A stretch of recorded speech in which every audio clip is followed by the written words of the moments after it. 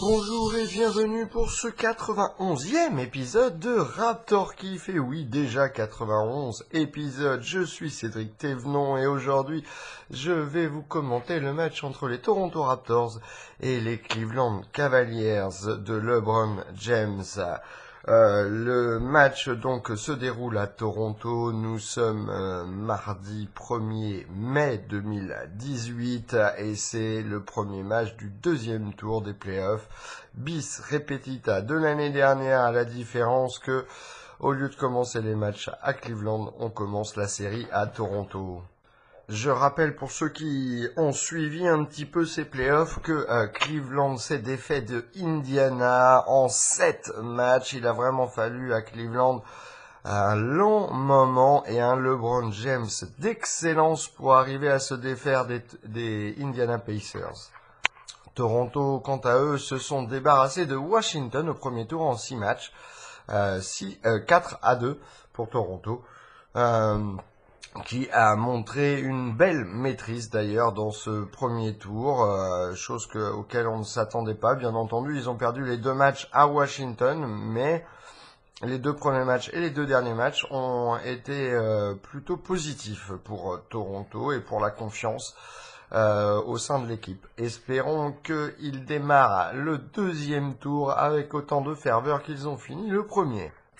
Et le 5 de départ pour Cleveland et la surprise du jour, c'est George Hill qui commence, Kyle Korver, J.R. Smith, LeBron James au poste de 4 et Kevin Love au poste de pilier pour Cleveland, ce qui crée une unité de départ, un 5 de départ en fait très versatile, très rapide. Ça va être un gros souci pour Toronto puisque beaucoup de tirs à 3 points dans cette équipe de Cleveland dès le départ. Les Toronto Raptors qui alignent eux leur 5 de départ habituel avec Kyle Lowry, DeMar DeRozan, OG Anunoby, Serge Ibaka et Jonas Valanciunas. Il y a beaucoup en jeu dans ce match tout de même, et il faut que les Raptors l'emportent dans ce premier match.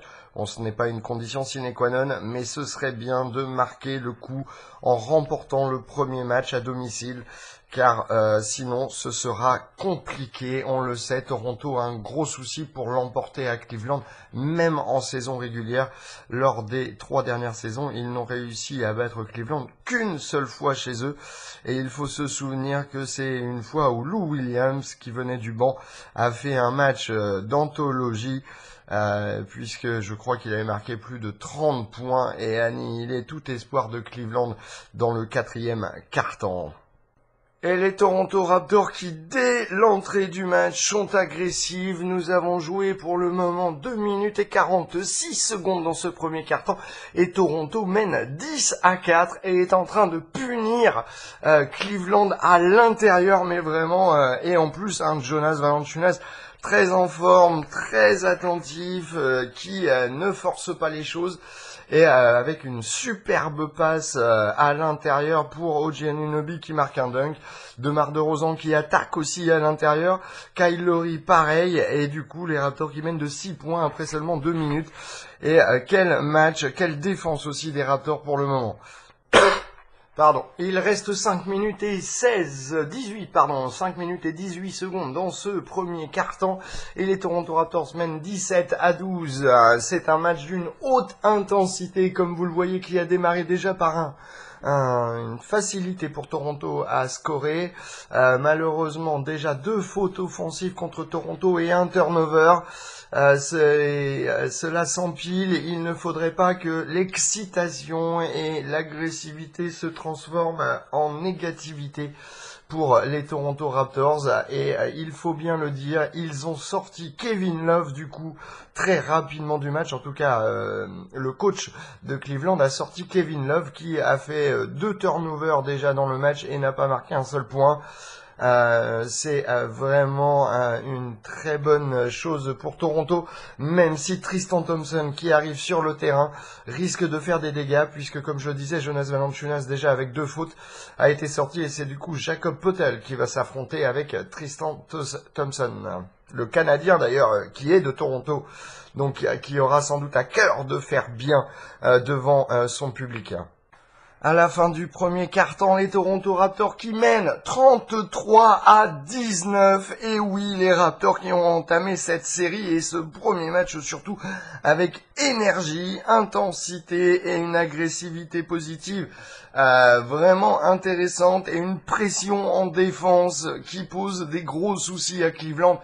En tout cas, première 12 minutes de beauté pour Toronto, même si lors de la dernière minute, ils ont commis quelques turnovers, un peu trop d'enthousiasme dans ce premier quart-temps et qui était contagieux, et un marché de la part de Siakam alors qu'il attaquait en transition. Il a fait 3 pas au lieu de 2. Quelques passes, une passe de DeRozan un peu trop dans un trou de souris, et du coup Jakob Poeltl qui peut pas l'attraper. Bref, il faut tout de même nettoyer tout cela pour entamer le deuxième quart-temps et continuer cette agressivité dans le match qui est très positive, et surtout cette pression en défense qui paye pour le moment, puisque Toronto mène de 14 points. Après 5 minutes et 24 secondes dans le deuxième quart-temps, les Raptors mènent 44-32, et après un petit moment où Cleveland a réussi à mettre un run, je crois que ça devait être un 6 ou un 8-0 à Toronto pour revenir à 6 ou 8 points d'écart, d'ailleurs je ne sais plus trop. Les Raptors ont réagi, et c'est le banc des Raptors qui fait le boulot là pour le moment dans ce deuxième quart-temps, et ils font superbement bien le boulot. Je ne me souviens pas dans ce deuxième quart-temps d'un turnover, et par contre Jakob Poeltl qui a déjà 3 fautes, qui est sorti il y a environ 1 minute, et c'est Jonas Valanciunas qui est rentré et qui fait le boulot, qui attrape des rebonds, qui pose des bons écrans et qui permet aux Raptors de pouvoir aller inscrire des paniers à l'intérieur comme Fred VanVleet ou Delon Wright. Il reste 3 minutes dans ce deuxième quart-temps et cela commence à chauffer sur le terrain, puisqu'il y a eu une petite confrontation entre Fred VanVleet et LeBron James. Il a fallu 3 joueurs de Toronto pour calmer Fred VanVleet qui, et en plus les arbitres ont appelé une faute contre lui, alors qu'on voit très clairement que LeBron James le pousse. Mais bon, bref, c'est pas grave, on ne va pas commenter sur les arbitres ce soir. Il reste 3 minutes donc dans ce deuxième quart-temps et les Raptors mènent 51-45. À la mi-temps, les Toronto Raptors mènent 60-57 et l'intensité pour Cleveland qui a augmenté littéralement dans le deuxième quart-temps, surtout en deuxième partie de deuxième quart-temps, et ils ont commencé à faire pleuvoir les paniers à 3 points, beaucoup plus d'agressivité aussi en défense pour Cleveland, qui du coup réduit un petit peu l'offense de Toronto, qui avait marqué 33 points dans le premier quart-temps, 27 dans le deuxième, tandis que Cleveland a marqué tout de même, il faut le signaler, 38 points dans ce deuxième quart-temps. C'est pour vous dire s'il pleut des 3 points dorénavant pour Cleveland. Il va falloir en deuxième mi-temps que les Raptors contiennent un petit peu plus ces 3 points et surtout soit capable en défense de contenir un peu plus LeBron James, qui par ses passes décisives arrive à faire la différence, et un Jeff Green très en forme dans ce deuxième quart-temps qui a complètement réussi, je crois bien quasiment tous ses tirs. Alors si c'est pas quasiment, c'est tous ses tirs, et cela pose problème au Raptor puisqu'il a donné un peu plus d'air à au système offensif de Cleveland. Je vous rappelle que vous pouvez retrouver tous les podcasts Raptor Kiff sur le site mykif.fr, mykif.fr. Vous pouvez également nous retrouver sur Twitter et YouTube sur les pages intitulées Kiff, +, podcast, Kiff Podcast, KIF. espace PODCASTS. Bien entendu, vous pouvez aussi nous retrouver sur Facebook, sur la page intitulée Sport Kiff Podcast. Je répète, Sport Kiff Podcast.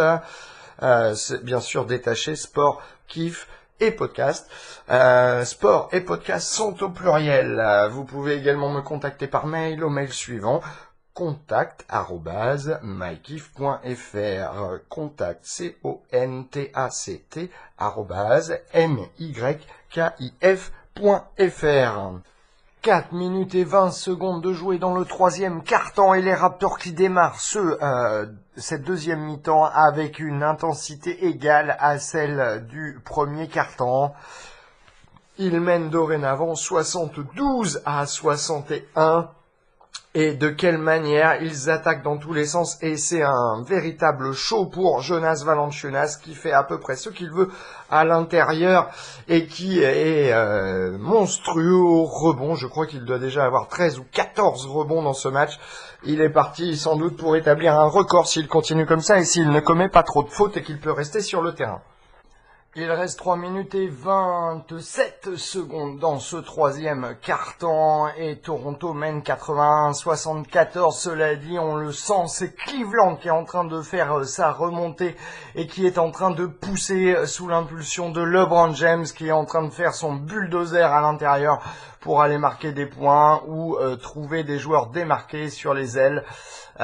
Surtout pour des tirs à 3 points et du coup Cleveland qui est revenu à 7 points après avoir été mené de 13 ou peut-être 14 même très rapidement dans ce troisième quart-temps. Mais là, la physionomie du match est en train de changer et Toronto qui bafouille un petit peu son basket depuis environ 1 minute 30. Mais franchement, c'est un Jonas Valanciunas de grande beauté dans ce troisième quart-temps qui maintient les Raptors la tête au-dessus de l'eau. Pour vous dire, Jonas, 19 points et 16 rebonds. Oui, c'est ça, 19 points et 16 rebonds dans ce match pour le moment. Et rien que dans le troisième quart-temps, 13 points et 5 rebonds. Il a aussi 5 rebonds offensifs en tout dans ce match. Vraiment une très belle performance de la part de Valanciunas ce soir. Et à la fin du troisième quart-temps, les Raptors mènent toujours et ont su résister dans cette fin de troisième quart-temps. Ils mènent dorénavant 87-82 dans un match vraiment à haute intensité et les deux équipes qui défendent, ce qui est plutôt assez rare quand même de la part de Cleveland, il faut le noter. Mais là, les Raptors qui défendent aussi très bien, quelques manquements, mais franchement qu'il faudra nettoyer pour le deuxième match. Mais là, c'est le quatrième quart-temps, et dans le quatrième quart-temps, il va falloir savoir accélérer et enfoncer le clou, car je pense que LeBron James va démarrer le quatrième quart-temps et va le jouer entièrement, et il risque de jouer son bulldozer et venir pousser les Raptors dans leur retranchement. Et après un tout petit peu moins de 4 minutes jouées dans ce quatrième quart-temps, Toronto mène toujours 94-89. Mais ils avaient pris un petit peu plus d'assurance et un petit peu plus d'espace dans le début du quatrième quart-temps. Et là, c'est Kevin Love qui fait le travail avec des paniers à 3 points. Et on sent que après une première passe pour Toronto dans le sens premier run pour Toronto, c'est Cleveland là qui est en train de prendre la main depuis environ 1 minute et il va vraiment falloir que les Raptors soient capables de contenir l'offense de Cleveland dorénavant dans ce quatrième quart-temps, car cela risque d'être très chaud. Il reste un petit peu plus de 4 minutes dans ce quatrième quart-temps et les Raptors qui mènent 102-99, mais Cleveland qui pousse et qui impose par sa défense à Toronto de reculer, ce qui est vraiment mauvais dans cette fin de match. Mauvaise impression, je peux vous le dire, mauvaise sensation pour ma part, puisque j'ai vraiment l'impression que Cleveland est en train de pousser et risque bien entendu de déborder Toronto. Il reste 3 minutes et 12 secondes dans le quatrième quart-temps et Toronto mène toujours, mais alors de 1 point seulement, 102 à 101. Comme je le disais, Cleveland est en train de pousser et Toronto qui n'est pas en réussite en attaque. On le voit par exemple Jonas Valanciunas qui tente un panier à l'intérieur, qui le manque, qui récupère le rebond, qui le remanque encore une fois, qui essaye de récupérer le rebond et finalement le ballon est tapé à l'extérieur. Vraiment pas de chance. Et pareil, DeRozan qui sur l'action précédente arrive à chipper le ballon et à contrer même Kevin Love et à repartir avec le ballon en attaque, mais il est tout seul contre 3 voire 4 défenseurs de Cleveland et du coup il se fait à son tour contrer et de la chance Toronto qui récupère le ballon puisque Kevin Love en essayant de sauver le ballon qui allait sortir du terrain était à l'extérieur des limites et du coup Toronto qui avait récupéré et du coup ce qui donnait l'action suivante avec Valanciunas. Vraiment un manque de réalisme pour Toronto dans cette fin de quatrième quart-temps, cette fin de match même. Il faut vraiment que les Raptors poussent un petit peu plus et attaquent avec plus de précision. Il ne reste plus que 2 minutes et 30 secondes à peine et Toronto qui mène toujours 102 à 101. Mais la défense des Cleveland Cavaliers qui pose un gros problème à l'heure actuelle à Toronto. La pression mise sur chaque joueur est vraiment énorme et cela fait reculer Toronto. Ça fait environ 3-4 minutes qu'on le remarque et c'est vraiment très impressionnant. Il reste 20 secondes à jouer dans ce quatrième quart-temps et le score est de 105 partout. 13 secondes de possession restantes pour Toronto, donc il y a un écart d'environ 7 secondes. Et c'est Toronto qui a la balle, DeMar DeRozan qui a le ballon dans les mains. Je vous fais le commentaire en direct. Hop, il dribble, il laisse passer le temps et finalement Toronto qui appelle un temps mort. Remise en jeu et DeMar DeRozan qui passe. Fred VanVleet, non. Et personne n'arrive à marquer et il reste 6 secondes, 0 secondes et 6 dixièmes. Et du coup, c'est un rebond après multiples tentatives de Jonas Valanciunas pour les rebonds offensifs, puisqu'il prend 2 rebonds offensifs, mais n'arrive pas à mettre le ballon dans le panier. Et du coup, c'est Cleveland qui récupère et qui appelle un temps mort. Il reste 0,6 secondes à jouer dans ce quatrième quart-temps. Il y a de grandes chances que l'on aille aux prolongations. Et sur la remise en jeu de Cleveland, c'est LeBron James qui réussit à attraper le ballon et shoot. Il manque. Ouf. Donc nous allons en prolongation et le score du coup à la fin du temps réglementaire est de 105 partout entre les deux équipes. Maintenant c'est à Toronto de conclure en prolongation. Cela va être très compliqué car on l'a vu, Cleveland a complètement bloqué le système offensif de Toronto dans cette fin de quatrième quart-temps. Donc il faut que dans la prolongation Toronto trouve des ouvertures et bouge un peu plus car là c'est un peu trop stagnant en offense. Il reste 58 secondes dans cette prolongation et Toronto qui est mené 113 à 111. Cleveland qui a, attaqué de façon tonitruante dans cette prolongation pour le moment. Et oui, qui a marqué 8 points pour seulement 6 pour Toronto. Ceci dit, Kyle Lowry qui vient de marquer un panier et qui a été fauté et du coup, il est au lancer franc dorénavant. Et Cleveland qui l'emporte du coup 113 à 112. Toronto qui a été incapable de conclure. Vraiment, c'est le gros problème de Toronto cette saison. Et on le retrouve dans ce premier match du deuxième tour. Après cette défaite, ils ont été incapables de conclure dans le quatrième, incapables de conclure dans les prolongations. Et ils sont restés bloqués à 1 point d'écart dans cette prolongation. 113 à 112, je le rappelle, pour Cleveland. Vraiment, quel dommage. C'est une opportunité manquée pour Toronto de l'emporter sur leur terrain et de marquer les esprits dès le début de cette demi-finale de conférence Est. Et donc, Cleveland qui mène dorénavant 1-0 dans cette série. Il va falloir jeudi soir, et le match a lieu à minuit. Jeudi soir à minuit, il va falloir que Toronto fasse le boulot à domicile et fasse ce qu'ils ont fait pendant 48 minutes ce qu'ils ont fait dans le premier quart-temps, c'est-à-dire attaquer, attaquer, attaquer et ne jamais relâcher. Car là, ce soir, c'est ce qui s'est passé. Cleveland a réussi surtout à mettre en place une défense en faisant jouer ses vétérans. Et Toronto a été incapable vraiment de ralentir cette équipe de Cleveland à partir du début du second quart-temps. Cleveland qui a marqué du coup 15 points de plus que Toronto depuis le début du deuxième quart-temps. C'est pour vous dire si Toronto a du boulot à faire en défense. Allez, sur cette déception, passons tout de suite à la feuille de match. OG Anunoby qui a joué 30 minutes, 7 points, 2 rebonds, 2 passes décisives, 3 sur 5 au tir, dont 1 sur 3 à 3 points. Aucun lancer franc, un rebond offensif, aucun turnover, 3 fautes. Il termine avec plus 4.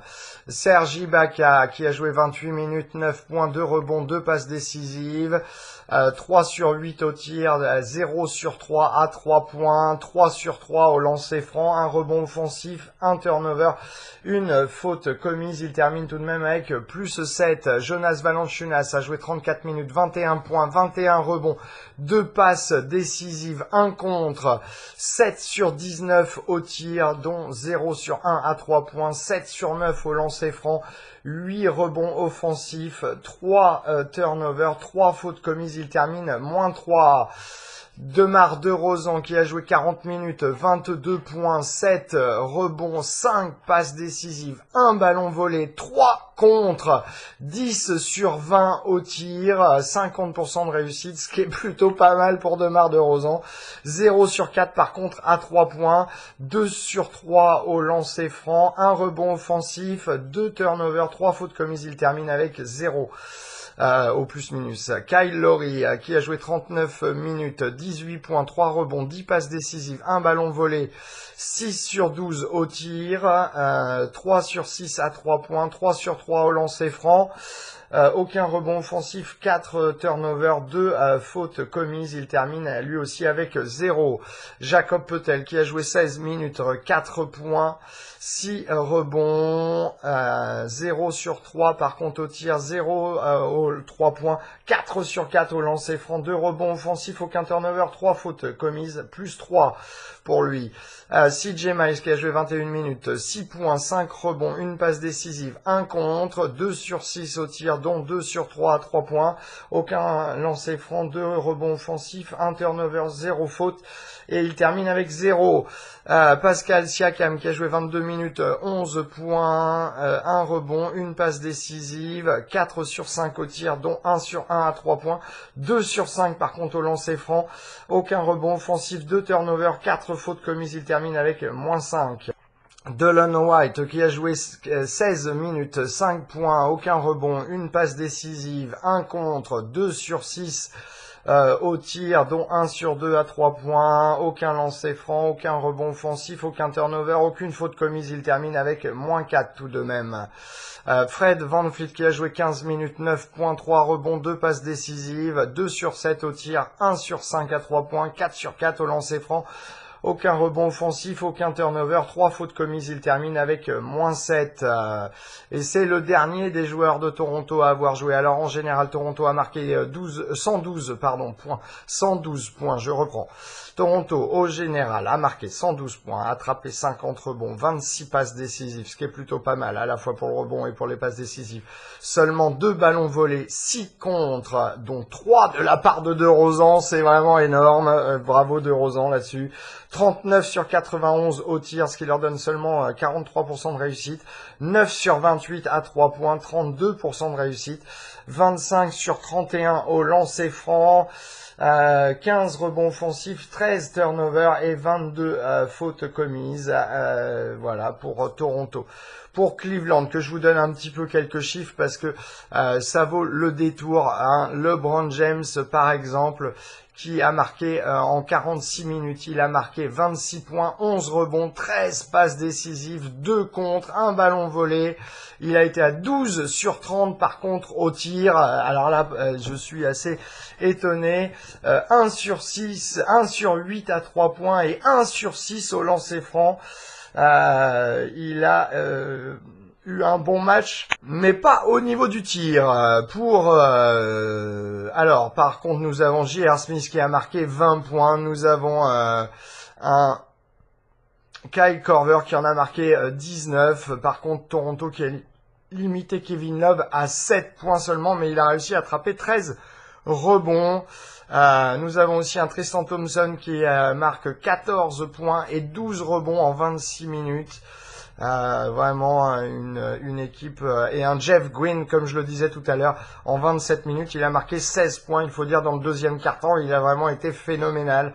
Voilà, je vous donne donc les stats générales de Cleveland qui ont marqué 113 points, 45 rebonds, 25 passes décisives, 5 ballons volés, 5 contres, 42 sur 102 au tir, 14 sur 35 à 3 points, 15 sur 21 au lancer franc, 13 rebonds offensifs, 5 turnovers seulement et 23 fautes commises. Vraiment très peu de turnovers pour Cleveland, ce qui fait vraiment la différence. Voilà, ça en est terminé du coup pour ce 91e épisode de Raptor Cliff avec cette défaite des Toronto Raptors au premier match de cette série contre Cleveland des demi-finales. C'est vraiment malheureux car Toronto avait vraiment toutes ses chances et Toronto a toujours toutes ses chances car on le voit, ils ont la capacité de remporter ce match. Cette série plutôt. Du coup, on se retrouve jeudi soir pour le match numéro 2 qui se déroulera lui aussi